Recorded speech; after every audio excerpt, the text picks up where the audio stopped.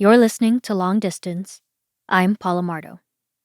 I first started working on this podcast in 2016 because I wanted to know more about a place in Los Angeles called Historic Filipinotown, or Hi-Fi. It's a small neighborhood, maybe about a mile and a half long. Drive through its main thoroughfare, Temple Street, and you'll see some signs, a few Filipino restaurants, and, if you look closely, buildings for old Filipino organizations. But that's about it. So I started talking to people, recording interviews, listening. I learned that while hi-fi is in a part of LA that is very quickly gentrifying, back in the day, around the 1940s and 1950s, it was home to a bustling community of Filipino Americans, like Carlene. I'm Carlene Sobrino Bonnivier. I grew up in Filipinotown, which is now historic, as am I. I'm a writer. And Greg. Greg Villanueva, architect, born in historic Filipinotown, Temple and Beaudry, about half a dozen blocks from City Hall now. Carlene and Greg have a lot of stories about growing up in Filipinotown, about being around the old manongs or the immigrant Filipino men who worked as seasonal farm workers or in service jobs at hotels and restaurants around the city. Carlene and Greg are also the cutest couple you'll ever meet. And when you ask them about their own meet cute, it goes something like this. Years ago, they went to a new art gallery in Hi-Fi called Remy's on Temple. Carlene was part of a panel of writers talking about growing up in Filipinotown. Greg was sitting in the audience. They introduced each other, started talking about themselves, and I remember this young lady who was saying that she was from Our Lady of Lourdes Grammar School in Filipinotown. Spoiler alert, that young lady was Carlene. And they found out they went to the same elementary school. In the 40s, and what we found out later was that we were in the same class together in first grade. And I remember picking that up and saying that the most beautiful girl in that class was, help me, babe. Rita Hernandez. Rita Hernandez, that's what I said. I stood up to him. I said, she was not. I was the prettiest girl in that class. That was a gotcha.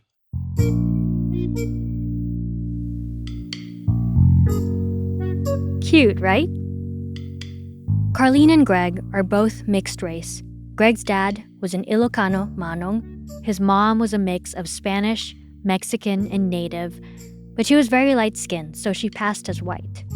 They had to marry out of state because of anti-miscegenation laws in California, which made it illegal for non-white people and white people to get married. I do remember eyes as my mother and my dad and I would be walking down the street. I would watch the eyes, and the eyes would dart from my mother to my dad and back. Carlene's mom was a mixed Filipina. The daughter of a Filipina and a Spaniard, she met Carlene's American dad in the Philippines in World War II. My grandfather first went to the Philippines with the Spanish cavalry, and my father went to the Philippines with the American cavalry. And the story I like to tell is that those men did not stay on their horses. Carlene's dad went back and forth from the U.S. to the Philippines several times, until finally he arranged for Carlene's mom to meet him in America. Carlene's mom, then pregnant with Carlene, and Carlene's sister, just a little kid, boarded a ship to the States in 1939. First, they got to Angel Island in San Francisco. Then they made their way to Los Angeles. They were supposed to meet with Carlene's father, but 2 weeks in the country, he unexpectedly died.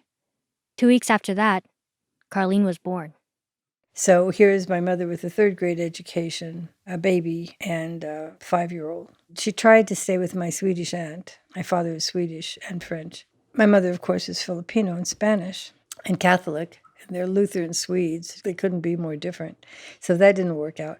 So my auntie took my mother downtown LA, found the Filipino neighborhoods, Bunker Hill, where a lot of Filipinos lived before moving to Hi-Fi. Dropped my mother and me and my sister off with $5 bill. And that's how we began our life here in America. Growing up in 1940s and 1950s LA as mixed children of immigrants was different for both Carlene and Greg.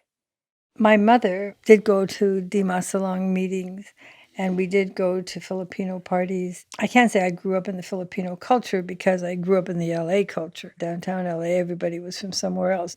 My dad lived till he was 53. I never heard one word other than Philippines about anything concerning the Philippines. I think the closest thing I got to it might have been in seventh grade, sixth grade, when I wrote a story called 7,000 Islands. Before that, I think maybe I was in some bamboo clicking together dance where you wear those puffy white sleeves. But I have to say, I was totally ignorant. There was no connection. When we talk about immigrant communities in America, we often talk about them in generations: first generation, second generation, and so forth. Japanese Americans have a particular way of defining this.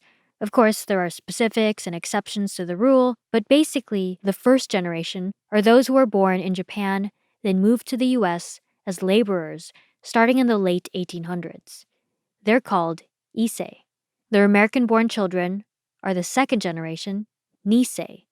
Their American born grandchildren are the third generation, Sansei. Research on immigrant groups, including Asian Americans, tends to define immigrant generations in this way too.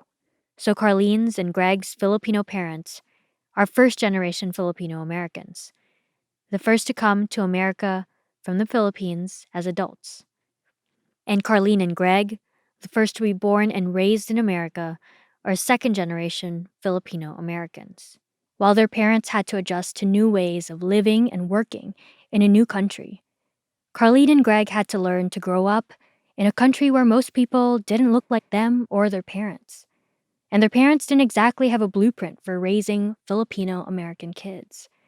They had to navigate between not just Filipino and American cultures, but a whole slew of cultures and social situations, thanks to their diverse backgrounds and environment in LA.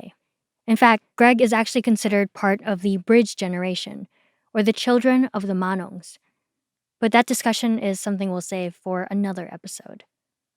It all sounds so complicated, but looking back on it now, Carlene and Greg wouldn't have it any other way. I hadn't realized how interesting it is, really, to look white and grow up in Filipinotown. It was a strange way to grow up, and I didn't quite realize it. And sort of an amazing, I think, very, very lucky thing to grow up in a neighborhood where everyone's from somewhere else, and they all cook rice differently, and they all make coffee differently, and get along, and sometimes fight, but it was just such a rich neighborhood, so much going on, so much great food.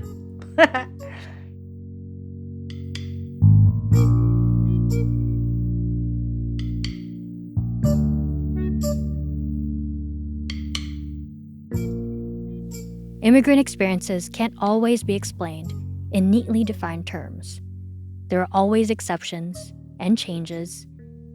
Like what happens when you're in between generations, not exactly first or second, but somewhere in the middle.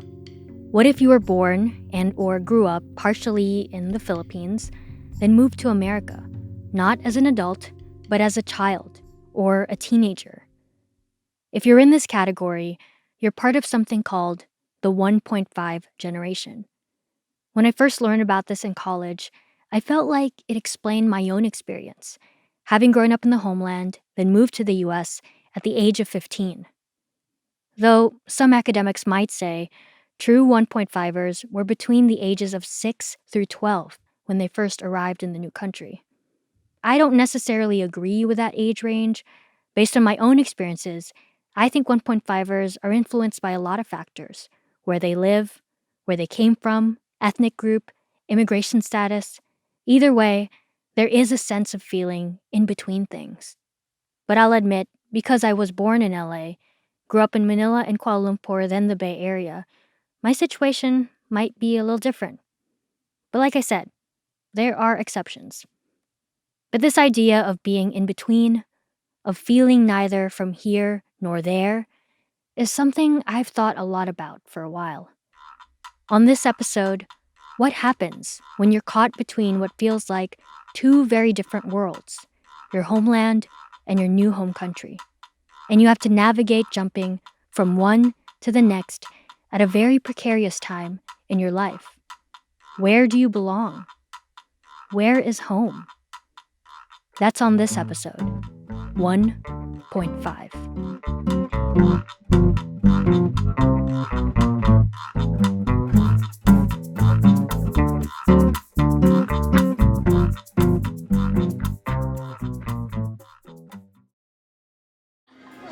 Hello. Can I get one Jolly Spaghetti with one piece chicken joy? Would you like a drink with that? Yes, please. The pineapple juice. I'll get the peach mango pie. Yeah, How many? just one.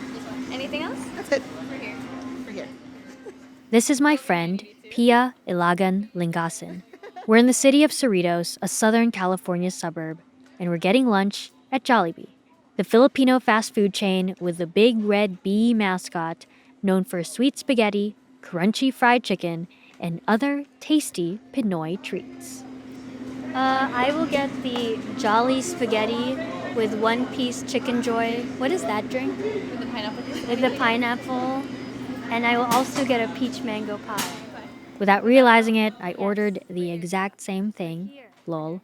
Anyway, Cerritos is a pretty Filipino neighborhood. Well, according to 2017 census figures, it's about 65% Asian, out of which about 15% is Filipino.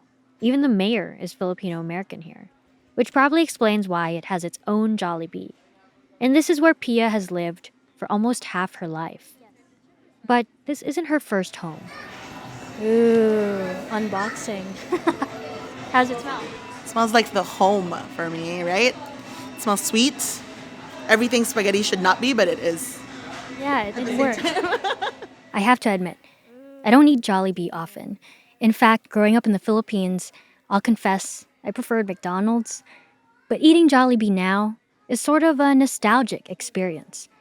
Pia feels the same. I never really had a lot of Jollibee growing up, but when I came here and I started eating it more, I'm like, man, this is home. I'm like, really?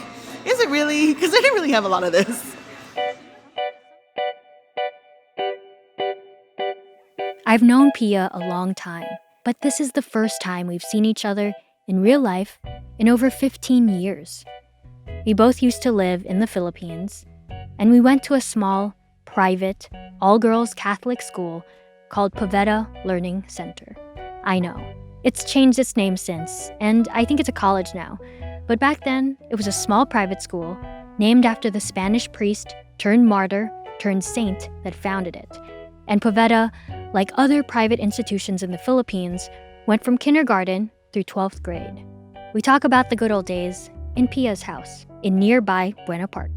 What's the school like? Very small, maybe too small if you were, worried about your business being broadcasted. We also had to wear these uniforms with a sort of... Gingham pattern. Is that gingham? I don't know. That's what they said. And honeysuckle. It's not yellow, it's not gold, it's honeysuckle. It's intense. Dressing up today, I was like, am I wearing It's a little school bit- colors right now? It's a little bit more orange, but yes, the goldish and the black.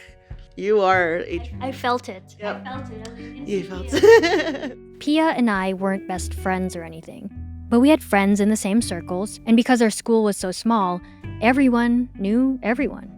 What else about it? Pretty wealthy. It was pretty well. It's pretty wealthy. Poveda isn't as famous perhaps as some of the other bigger elite schools of the Philippines, but it was private.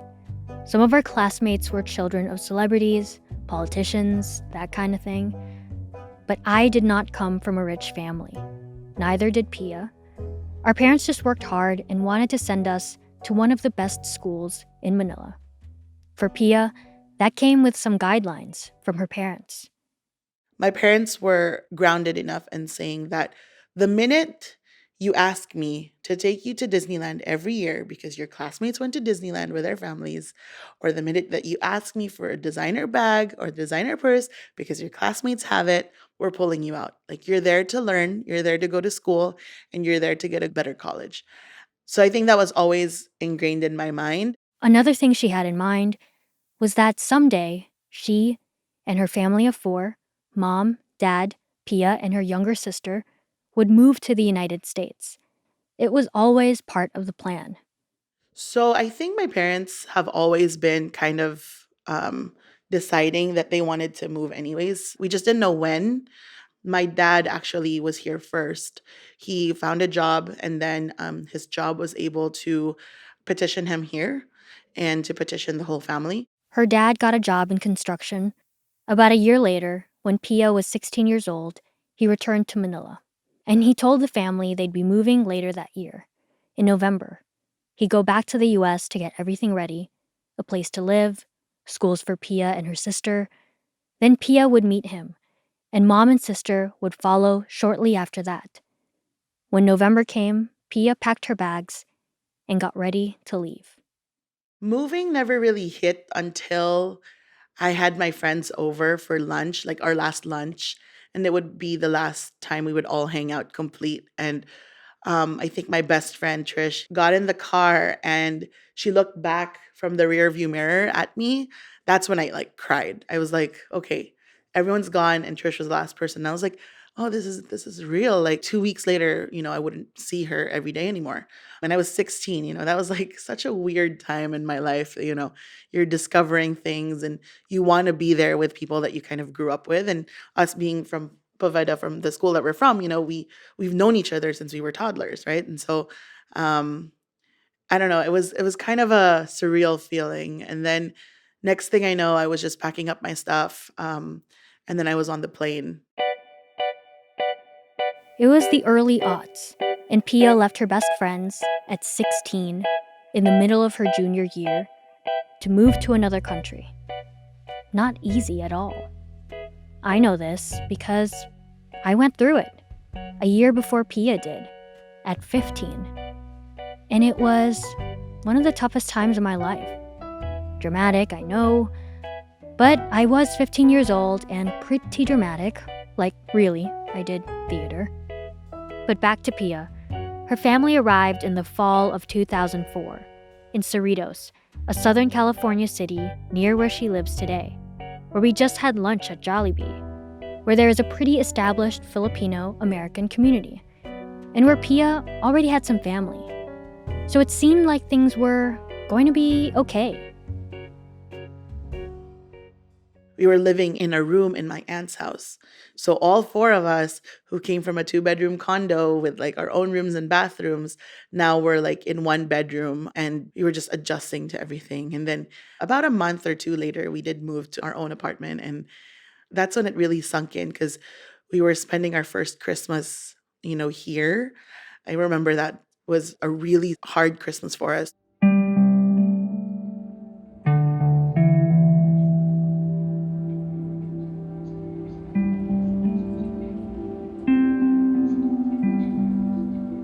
What was Christmas like in the Philippines? What's your tradition? We would go to midnight mass, and then we'd go home, and then we'd have Noche Buena, and then we'd open gifts, and then no one would sleep until like 4 or 5 in the morning. But this time it was Christmas Eve in Norco, which is really far from here. It's up in the hills, and my cousins had a huge, beautiful, beautiful home, and they had like a big, big, big tree. And it was so great because they had all kids our age, and so it was so nice. But these are cousins that we didn't really grow up with.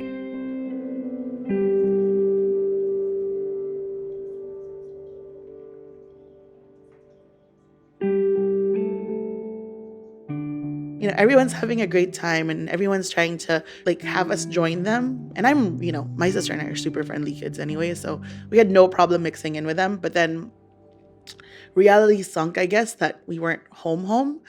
And we've never spent Christmas away from home, like our own house, basically, not, we're always at a grandparent's house or our own home or whatever. It just wasn't what we were used to. And I guess it overwhelmed us a bit. So my sister and I ended up running to the car. And then we were just crying in the car. I remember that. And then one of our cousins actually chased us, and she was like, "Are you okay?" And she's checking. My voice is shaking just remembering it.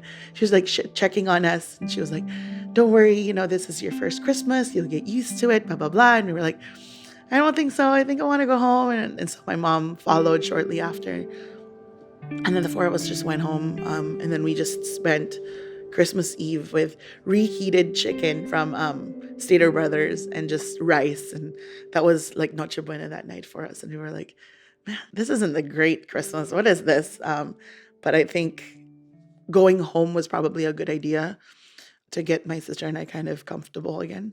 We just needed that first Christmas to just, okay, let's adjust to this new life. Like, we're not home anymore.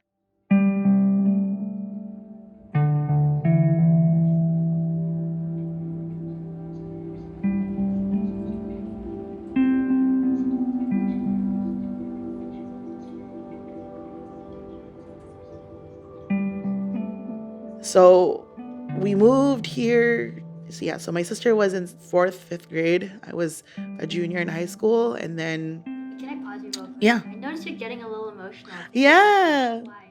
I guess I kind of remember how it felt. I do get pretty emotional when I talk about, little pockets of those moments when we were new here, because I'm super friendly. I make friends pretty easily, no matter where I go. But I think the move in the middle of like my teen years was just, I don't want my parents to feel like, oh, we made such a bad decision moving like just, at 16 without even thinking. But I think it was just difficult in that I was getting into this community, because Cerritos is pretty tight knit also. Like, you have a lot of people who grew up there, who have kids there. And so, a lot of them are really tight knit too. So finding a spot took a little bit longer than normal for me. I think that's just why sometimes I get choked up thinking about it, because I'm like, oh, that was a really bad part. That was like a bad part of my teenage years. I know what Pia is talking about. Like I said earlier, I went through the same exact thing. Moving to a new country, at such a weird age.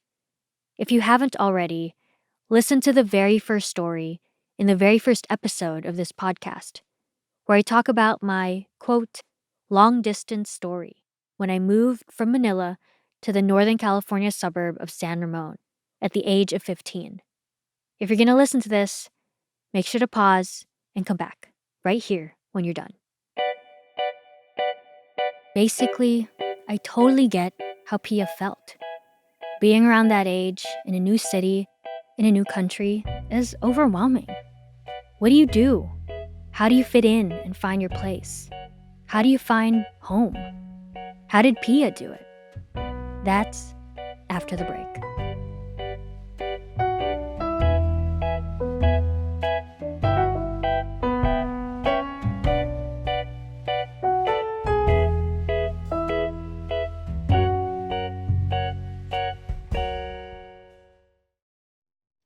Hey Patrick, Yo, do you like the podcast Long Distance? yeah, Then consider helping the show. I like it.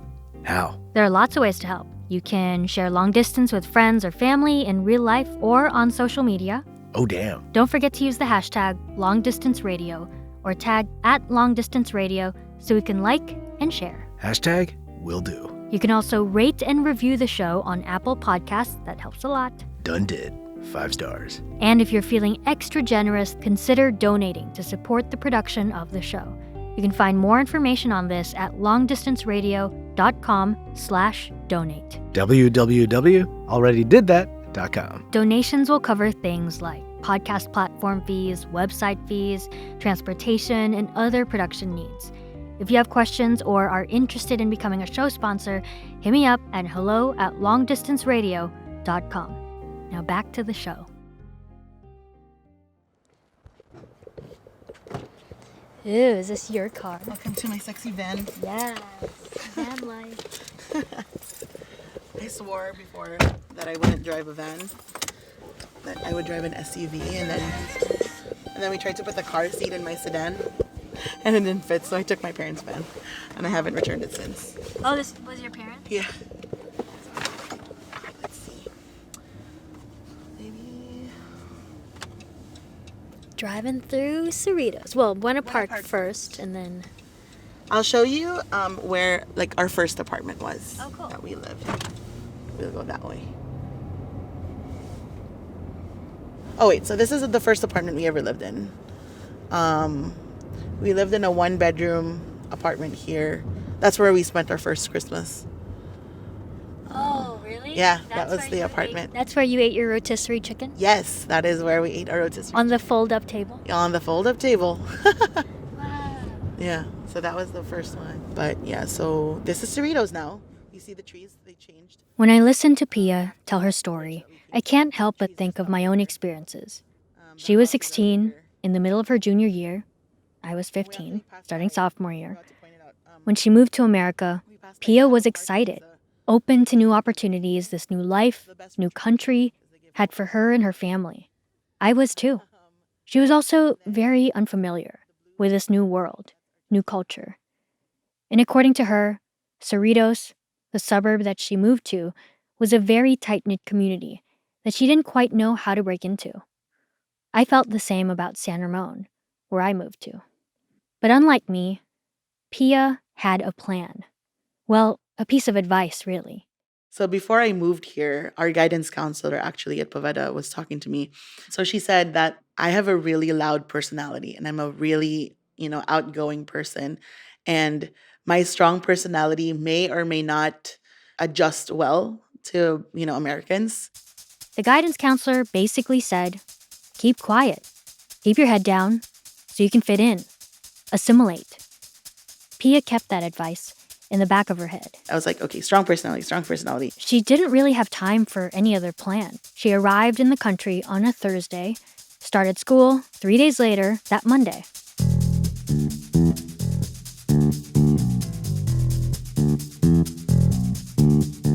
It was the middle of the semester, and so everyone had their seats, everyone had like their friends, everyone knew where to go for lunch. And number one, in Poveda, we were wearing uniforms. I didn't know what to wear every day.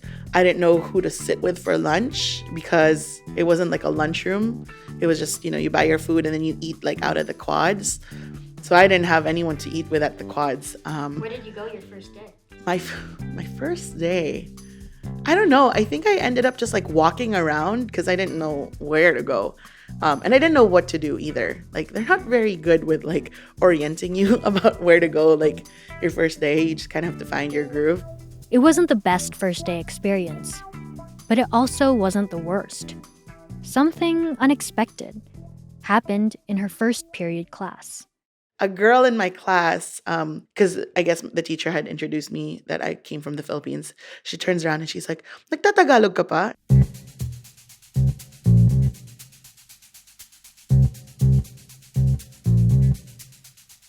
Nagtatagalog ka pa? Do you still speak Tagalog? A girl asked her, in her first class, on her very first day. I grew up there. I was there like last week. So I was like, oh yeah. The girl, turns out, was Filipino, moved here at a much younger age, but she still spoke Tagalog. And when she said that, Pia decided to change plans. Her guidance counselor's advice to be quiet, be aware of her strong personality, went out the door, and Pia decided to be herself. When she made friends with me, it almost kind of triggered me to just be myself again. The ringing in my head about having a strong personality slowly like kind of faded away as I made more friends and as I, started to find my way around school. Oh, and she had offered to have lunch with me, but I didn't find her during lunchtime.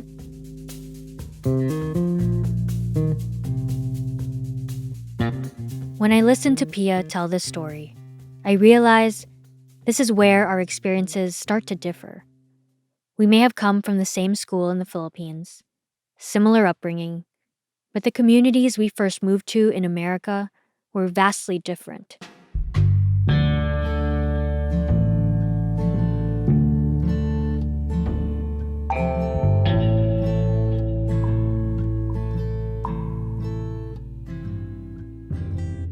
Census figures in the year 2000 in San Ramon, where I moved to just 3 years later, showed the city was predominantly white, like 80%. Asians made up a significant group, about 17%, but within that, just 2.5% were Filipino.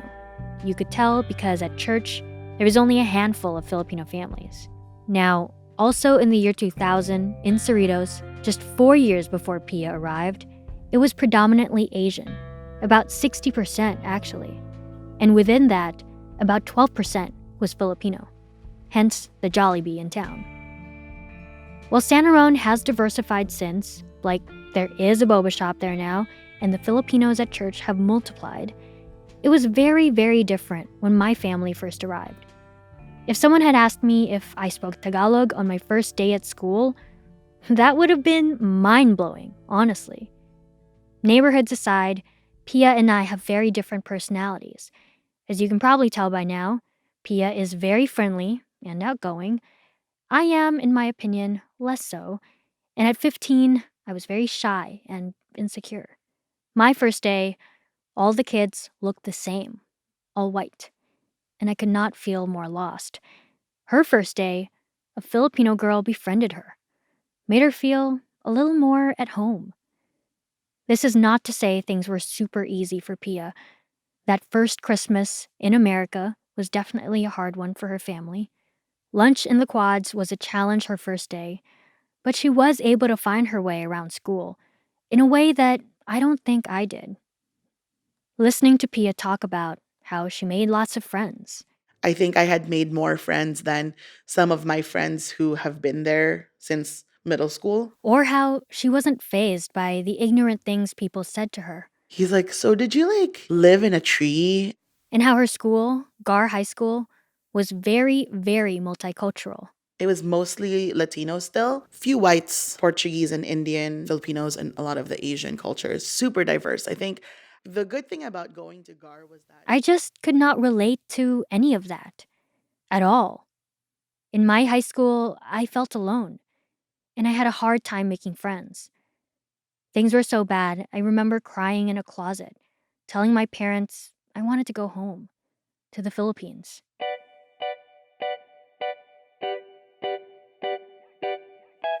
I remember my first birthday in America, just a couple months after we had moved. I spent it walking around the park of my apartment complex where I lived with my sister and a sad SpongeBob SquarePants balloon.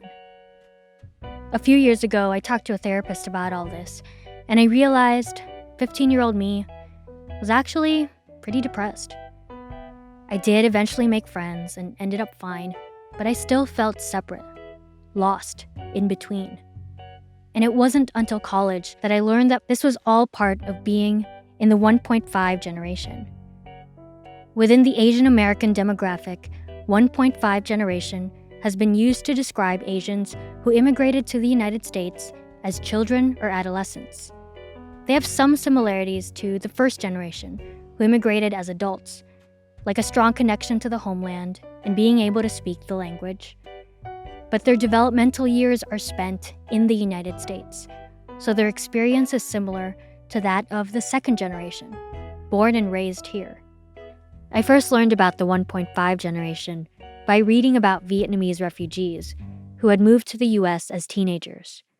And while my experience is nowhere near theirs, I found similarities in the ways in which I felt in between the country I came from and the country where I was going to live the rest of my life.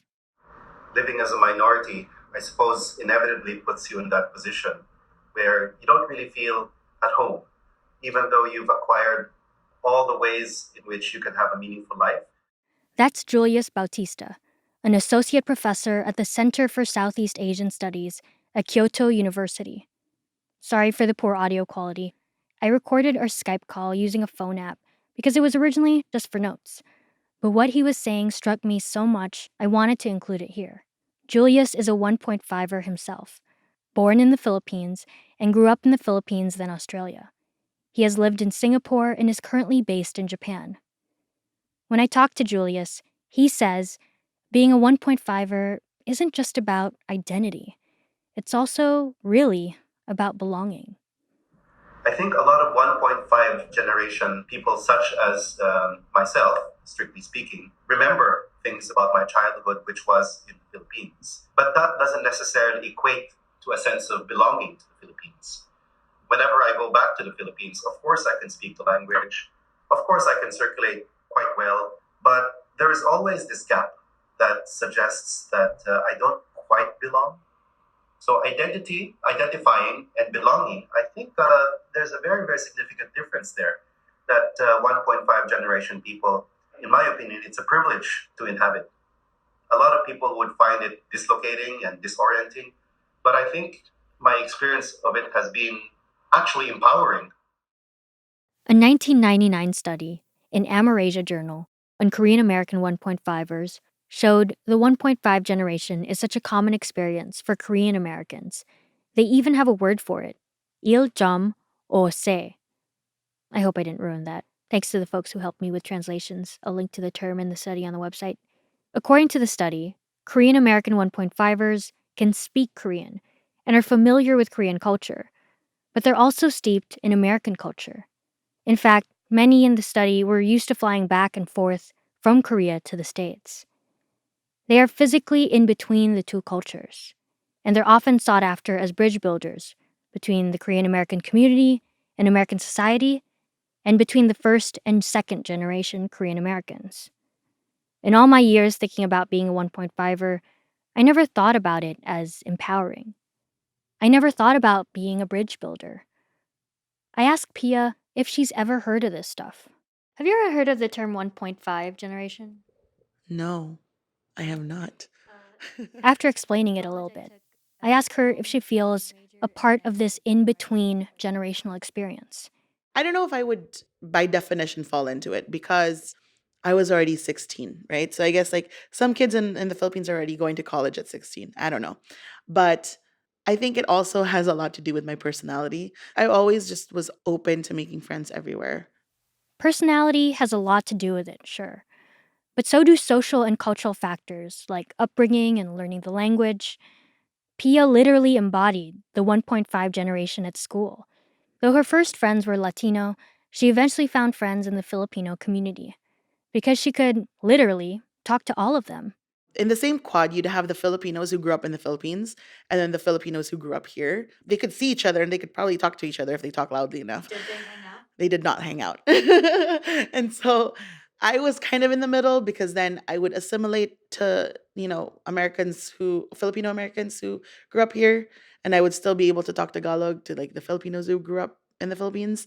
So I was always in the middle. So I guess 1.5 generation, maybe, but also a lot of it had to do with my own personality. So, because a lot of my friends here are just that. Like they grew up there in the Philippines, and they had like a life there, but they went to middle school here, and they still didn't adjust to everyone else up to now.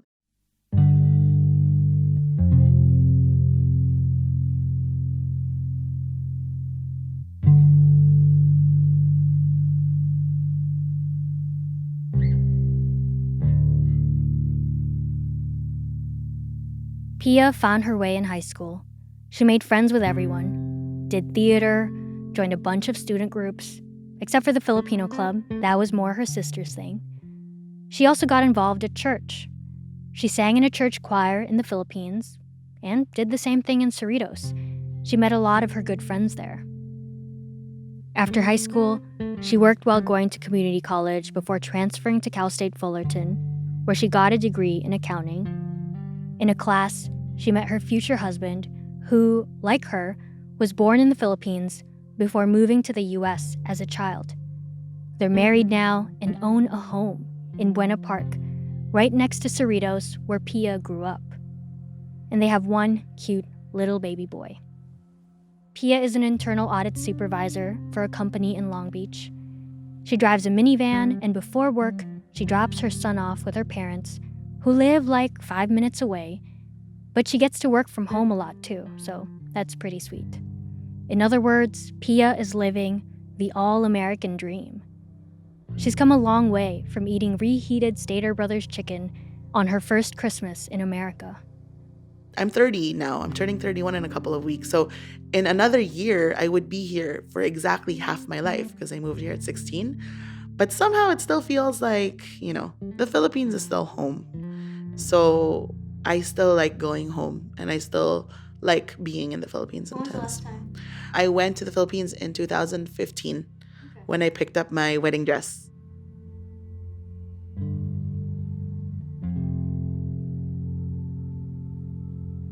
Like a true 1.5er, Pia finds connections between her homeland and her present home country.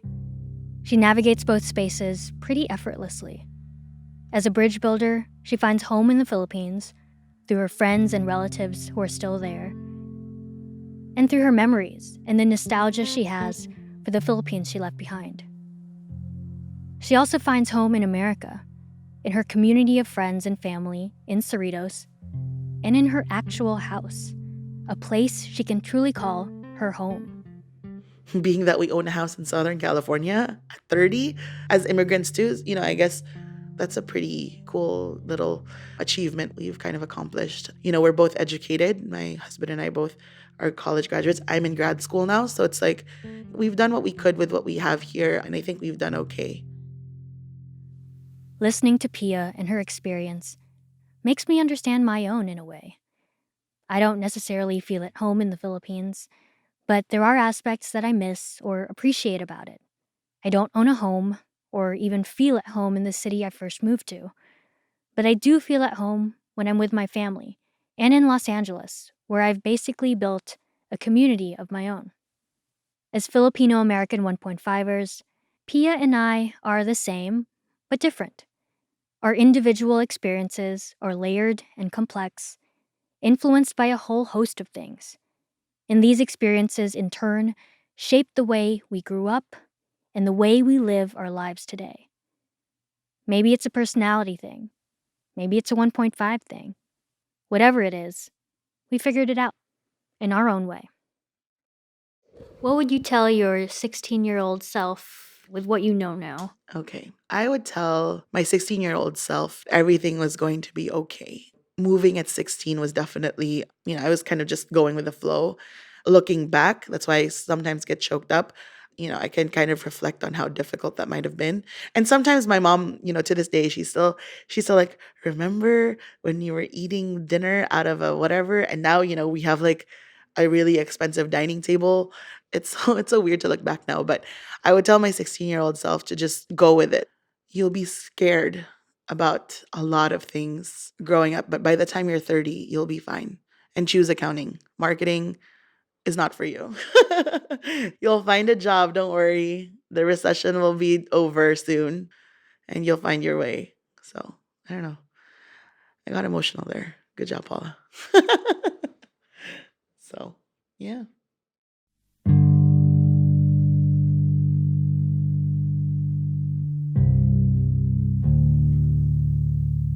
After Pia and I finish up our chat, I pack my mic, headphones, and recorder into my little black backpack. I try not to trip over the baby gate as I make my way to the bathroom. Then I give Pia a hug. We tell each other we should hang out again sometime. We say stay in touch, goodbye. Then I walk out the door of her lovely suburban home. The sun's out, the street is still. A school bus drives by. As I hop into my car and get on the freeway. Then, in slow afternoon traffic, I drive home.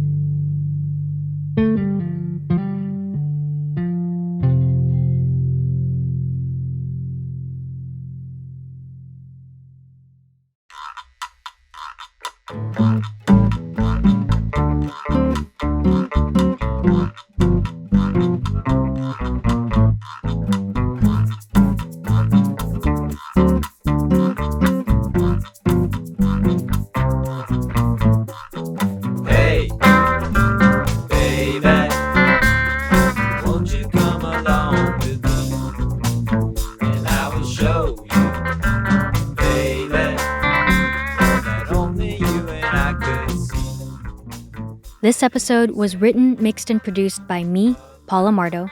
Co-producer is Patrick Ipino. Cover art is by Selena Calma with title design by me. Theme song is by Sea Light and the Prisms. Music in this episode is by Blue Dot Sessions and D Yankee. Special thanks to Katie Park, Sue O, and Leslie Shim for helping me with my Korean pronunciation. I hope I didn't butcher it. More info on the 1.5 generation is on the website.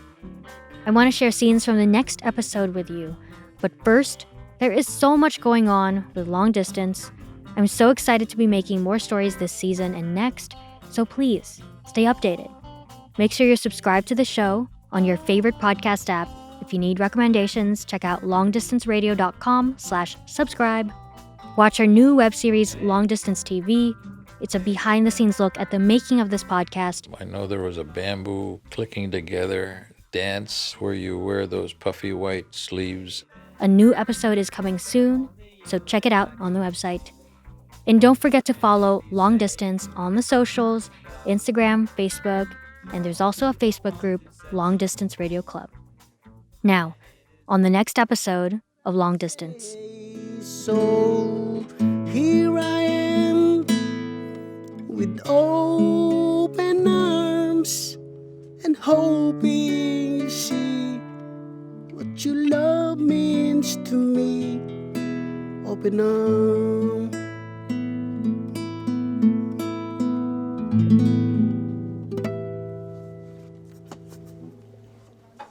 Thank you. Beautiful. That was awesome. That's next time on Long Distance. Thanks for listening. Yeah, I will just practicing that just a special song to my sister. I just want my sister not just to be happy, but this is a memorable wedding. Thank you.